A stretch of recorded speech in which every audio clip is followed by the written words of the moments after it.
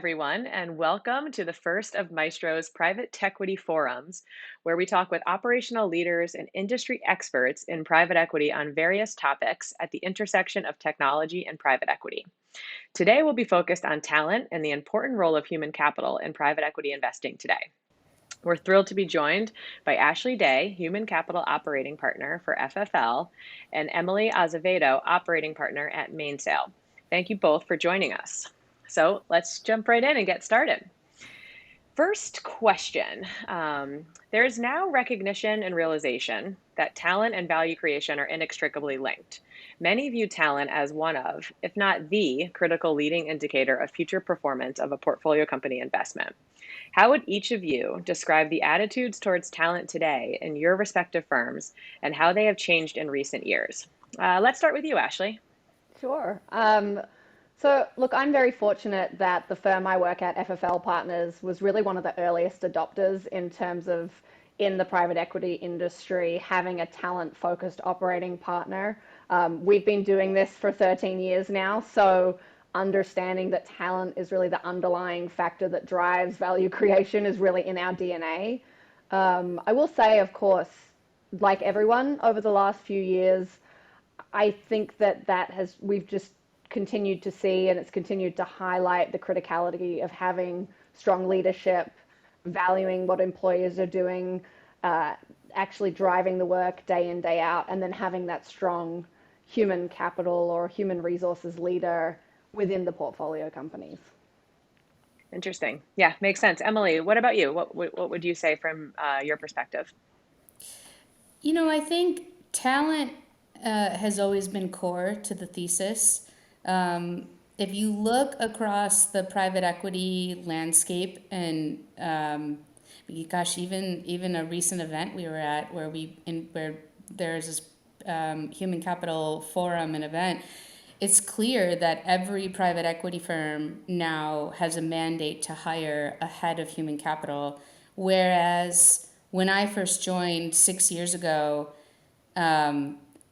it was important, but it wasn't a mandate. And now you can see nearly every private equity firm has not only a human capital strategy, but a dedicated leader, some even two or three dedicated people focused on talent strategy.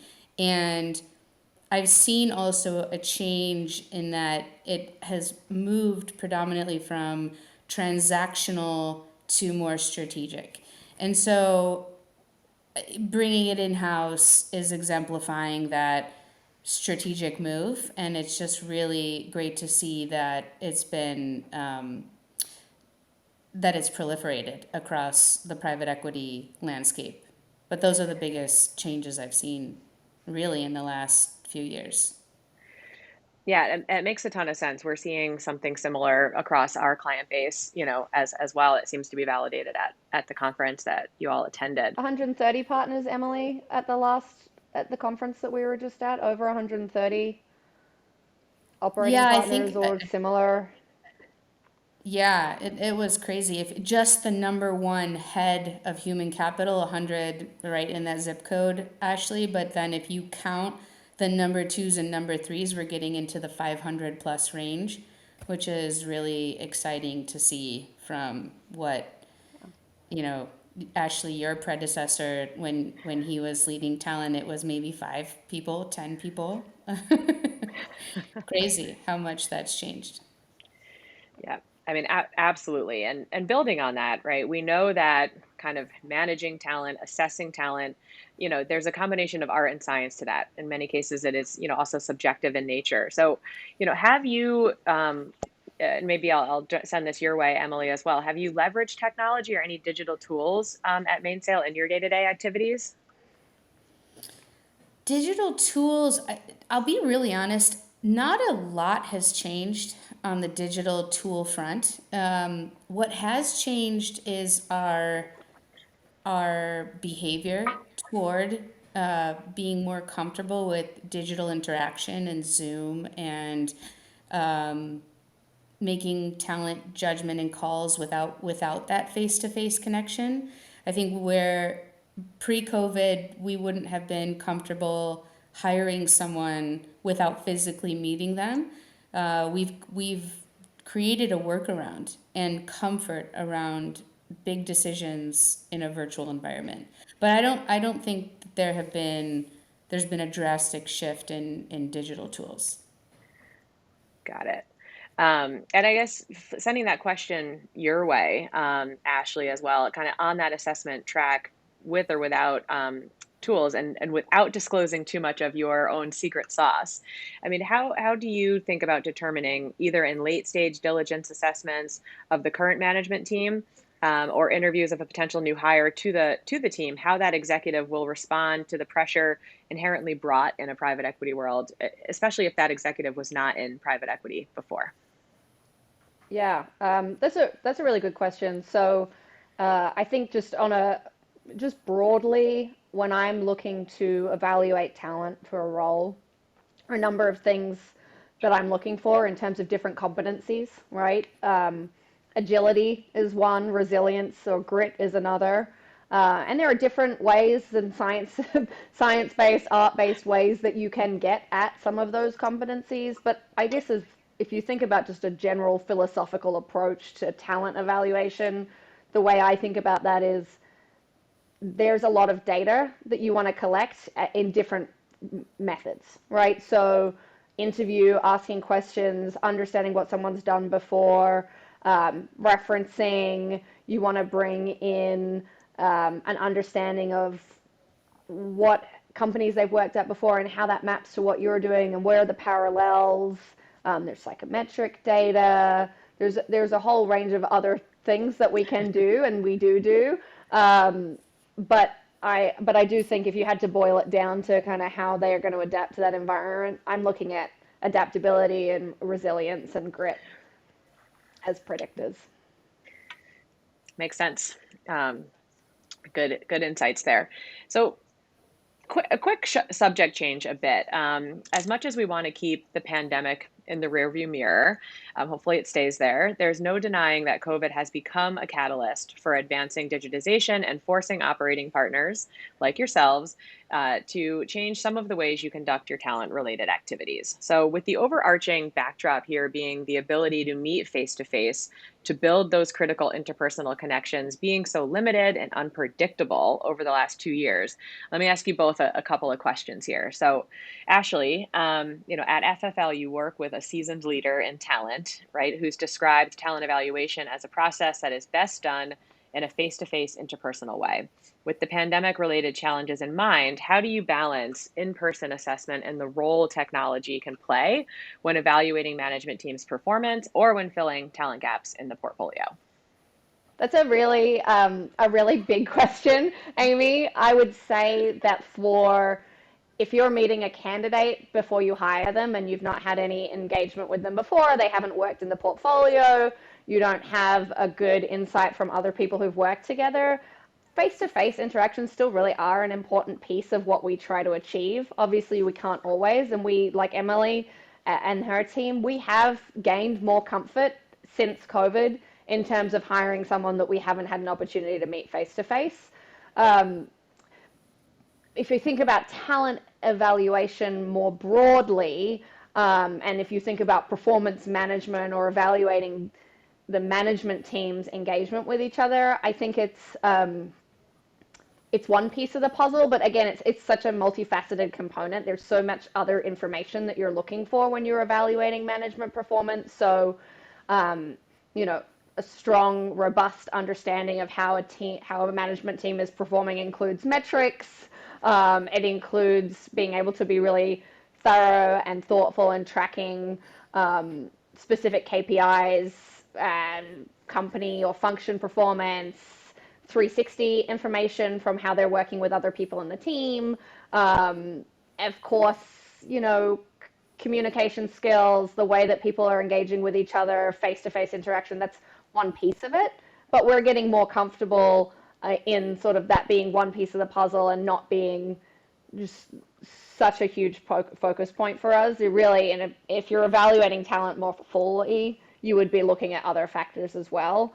But there's only so much that you can read like here. There are so many ways that humans communicate outside of what they're saying and what's happening on their face, and you miss something if you're not in person.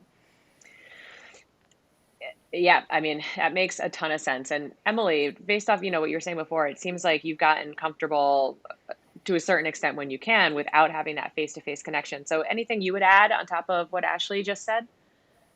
Yeah, the only thing I would add is have always been critical, and I think even more critical in a virtual environment where you're making decisions, people decisions without in an imperfect environment. Um, you get some intangible data when you meet people face to face, and with the inability to meet face to face, those references, especially with people that you know or that you can preview, become ever more important. And we have, where in the past I've always said I've given it's been a mandate of minimum of 4 references, a superior, peer, couple subordinates, or a minimum of 4. Now we're asking for 6, 7, just additional data points from other people to validate our thinking and that people decision, because it's really hard when you're not getting the that live meeting. It makes a ton of sense. Would you say that those kind of, I'll call that pandemic inspired changes, will stay part of your talent playbook or processes going forward? And any additional ones that you've had that we haven't already talked about? Yeah, I think it would be hard to change our robust referencing process from here on out. I mean, it's already incorporated into our workflow, and I don't see a reason why we would change that. Given that I don't think we'll go back to the way we recruited before. I think we're constantly evolving and changing and improving our processes, and so this is just an improvement in that direction.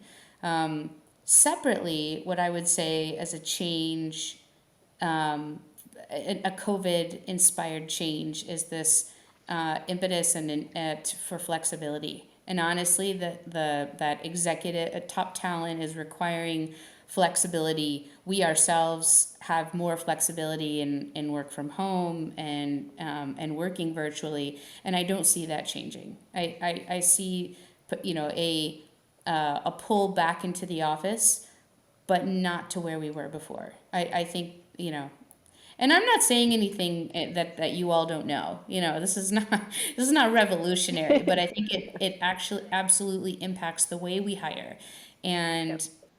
and that won't change, in my opinion. Yep. And I think, Emily, that's a really good point. And one of the things that we are now looking at, and I spoke about competencies earlier, is how have leaders who we're considering working with managed their teams in this hybrid environment, and how have they managed to, well, remote or hybrid environment, and how have they managed to stay connected and adapt themselves? Because that's going to be, to your point about leaders are demanding that flexibility for themselves, that's going to be a really critical competency for them to be able to build and maintain those relationships and effectively manage their teams who are more distributed now than they were before. And like all in the spirit of, adapting, right, and moving things forward and continuing to change, I'll tee up kind of a potential final question here. As a whole, right, private equity is known as one of the really has been the first to invest in technology and software companies. But on the other hand, also one of the last to adopt that same technology to run and scale their own businesses. What advice, if any, would you give to other talent focused operating partners that continue to kind of resist technology, even as we've seen its incredible value during the pandemic? Let's start with you, Emily. Yeah, the funny thing is, I don't think we are resistant. So you might be asking the wrong person. At Mainsail, we embrace it. I do think I have seen peers in the space that are slower to adopt, and so I think that is a significant disadvantage. But for us, I would say we are early adopters, if anything, to technology and automation and oh yeah, I would say that's probably not a main sale question. Yeah, or any advice, yeah, you would give to firms that are, yeah, maybe kind of more laggards in that Ah, sense. yeah, then yeah, then continue to be a laggard so that you allow us to be a front runner because I don't want to compete with you. The great differentiator. Ashley, what about you? Any advice for the Yeah, non-tech adopters out I there? couldn't give any better advice. Couldn't give any better advice than the advice Emily just gave. Keep doing what you're doing. Um, It's Look, working I for you. mean, yeah, exactly. In the same way that we would ask our portfolio companies to invest in systems to improve the way that they're operating, I mean, I would just say to put the mirror back on yourself and see other areas where you could be, um, minimizing manual input, increasing repeatable best practices. Is there a way that technology could help you to be doing some of that stuff? Um, for us, I think that's really important, and for people in this operating partner role, often we are either one man, one woman bands, or we are small teams, and there's a lot to do. So, any time that you can stop reinventing the wheel or make things automated instead of manual, I think that's really important. It Yeah, helps you do your job I better. mean, here at Maestro, we concur with both of your sentiments on that side in terms of adopting technology, moving things forward. So, just knowing we have a couple of minutes left, going to throw one more question at you both, and kind of see if just to round out the conversation here, right? I think one of the things that we're seeing across both public and private companies, right? There's an increased focus on ESG and DEI. PE sponsors like yourselves in particular are facing, right, increased pressure, particularly from your LPs, to establish a diverse, equitable, and inclusive organization within your own firm, right? In addition to building diverse management teams at your portfolio companies. The data also seems to be pretty clear that a diverse and inclusive culture is highly correlated to a top performing team and therefore company. So the question to you both, last question is, what role should or could human capital operating partners play in helping to introduce DEI practices at portfolio companies? Ashley, do you want to start? Yeah, sure. Look, I think one of the roles that we get to play and one of the privileges of being an operating partner at a private equity firm is that you have access to the boardroom, right? You are in those conversations, you are talking about talent strategy. And so keeping these topics at the forefront of the senior most leaders and the advisors of these groups and making sure that we are doing what we can is really important, and I think that's where we are able to play a role and leverage best practices across the portfolio to improve our approach. Yep. Emily, Yeah, anything to add? I agree with that.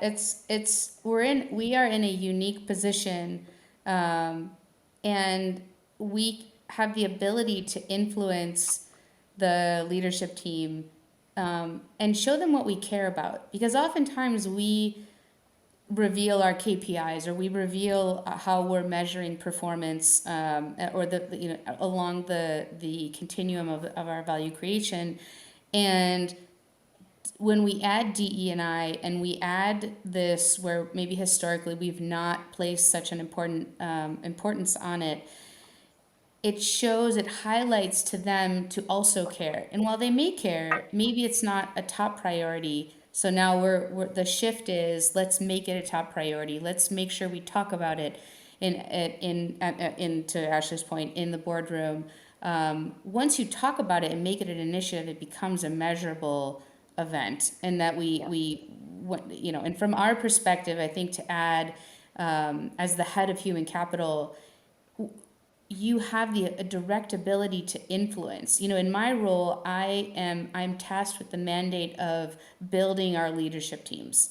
And so where we're building, absolutely have the ability to influence diversity. And and we do, and we incorporate it into our processes. There's a strategy behind it that we're very thoughtful that I really truly believe has been successful the more thoughtful we've been over the last few years. It's great to hear, and makes a ton of sense, as well as keeping that focus on getting the right people in the right seats, right, to build these top performing teams to really execute on, the thesis at hand and build and grow these top performing companies. So, I think this has been a really valuable and insightful conversation. So, I want to thank you both very much, Ashley and Emily, for joining us today. We hope everyone listening to this also found this valuable and gained some insights to take back to your firms that can help enhance your own talent functions through a technology lens. And please keep an eye out for our next Private Tech Equity Forum, where we'll meet with other industry experts that are at the intersection of technology and private equity. So thank you all very much.